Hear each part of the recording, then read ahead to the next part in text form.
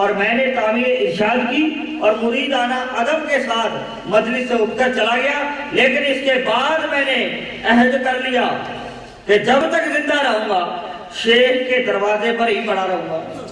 نکال بھی دیا، لیکن کہاں جاؤں گا؟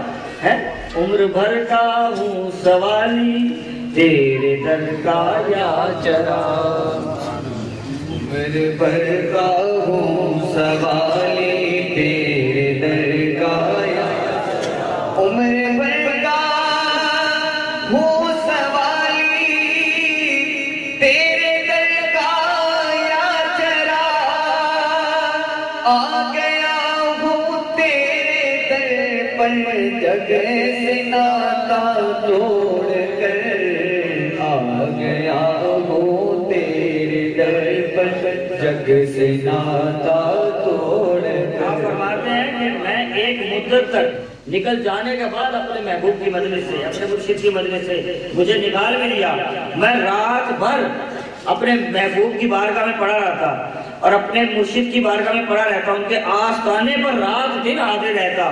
آخر اس وجہ سے میرے دل پر استقامت ہو گئی اور مجھے میرے پیر و مرشد نے ایسا نوازا، اتنی عنایتیں مجھ پر کی جن کا میں شمار نہیں کر سکتا، صرف اس وجہ سے کہ میں رات دن مجلس سے نکل جانے کے بعد بھی، ذلت کے ساتھ نکال جانے کے بعد بھی میں نے اپنے مرشد کا در نہ چھوڑا۔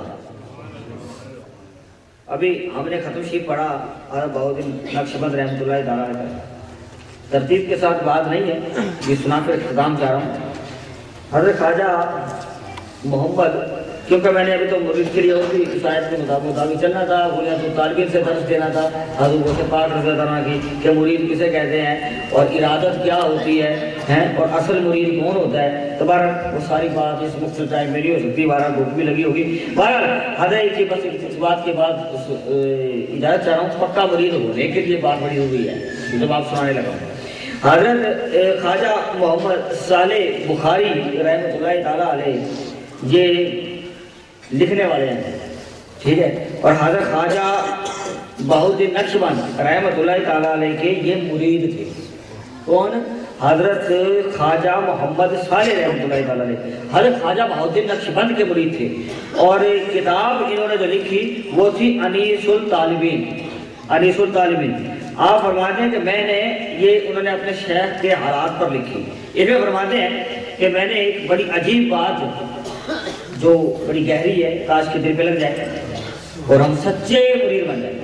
حضرت خواجہ بہاؤالدین نقشبند رحمۃ اللہ تعالیٰ علیہ میرے پیر و مرشد فرمایا کرتے تھے، ابتدائے احوال انہوں نے بتایا کہ ایک دن مجھے اپنے شیخ حضرت امیر کلال رحمۃ اللہ تعالیٰ علیہ کی زیارت کا شوق دامن کی ہوا۔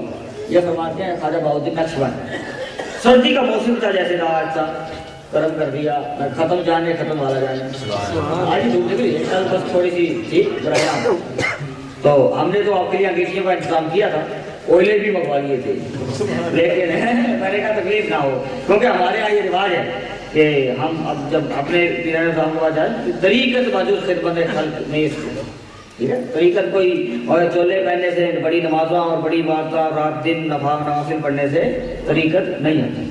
طریقت باجود خدمت خلق نیس سادی فرماتے ہیں بزرگوں کی خدمت کرنے سے آتی ہے، پانی پلانے سے، روٹی کھلانے سے، ان کو بستر دینے سے آتی ہے، اس سے آتی ہے۔ بہرحال بات کسی اور طرف پیمانی ہو جائے گی۔ انیس الطالبین کے اندر حضرت شیخ کے حالات لکھتے ہوئے محمد صالح رحمۃ اللہ تعالیٰ فرماتے ہیں کہ خواجہ بہاؤالدین نقشبند اپنے پیر و مرشد حضرت امیر کلال رحمۃ اللہ تعالیٰ علیہ کی زیارت کے لیے گئے۔ سردی کا موسم تھا، بہت زیادہ سردی تھی، بہت سخت سردی تھی، آج سے بھی زیادہ سردی تھی، منفی پہ بہت ٹمپریچر۔ بہرحال آپ فرماتے ہیں کہ مجھے رستے میں ہی جو سورج غروب ہو گیا، خواجہ بہاؤالدین نقشبند فرماتے ہیں مجھے راستے میں ہی سورج غروب ہو گیا اور برف بھی پڑنی شروع ہو گئی۔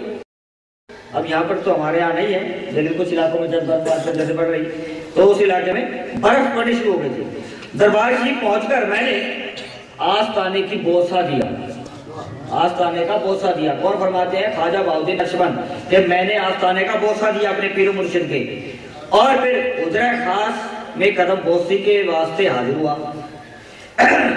پیر صاحب کا مزاج اچھا نہیں تھا، گرم تھا اس وقت. فرماتے مجھے پتا نہیں تھا کہ آج پیر صاحب کا موڈ کس طرح بیٹھا. خواجہ بہاؤالدین نقشبند اپنے پیر مرشد کا حال بیان فرما رہے ہیں کہ میں نے رات سردی تھی، غروب آفتاب تھا، برف پڑ رہی تھی، اس بے وقت میں نے جا کے اپنے پیر مرشد کو تنگ کیا، قدم بوسی کی.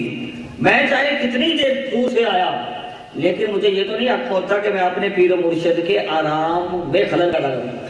یہ خواجہ بہاؤالدین نقشبند فرماتے ہیں. میں نے نہیں دیکھا کہ اب مزاج شریف بھی کیسا ہے. بہرحال کسی طریقے سے حجرہ شریف میں داخل ہو گیا. جب حجرہ شریف میں داخل ہوا، پہنچا، قدم بوسی کی اور اس وقت پوچھا میرے پیر مرشد نے، حضرت امیر کلال رحمۃ اللہ علیہ فرماتے ہیں تو انہوں نے پوچھا کون ہو؟ میں نے عرض کی بہاؤالدین آپ کا غلام حاضر ہوا ہے. تو آپ نے شان بے نیازی سے مجھے تو کچھ ارشاد نہ ہوا، خادم کو حکم دیا کہ اس نے اس وقت خانقاہ سے باہر نکال دو.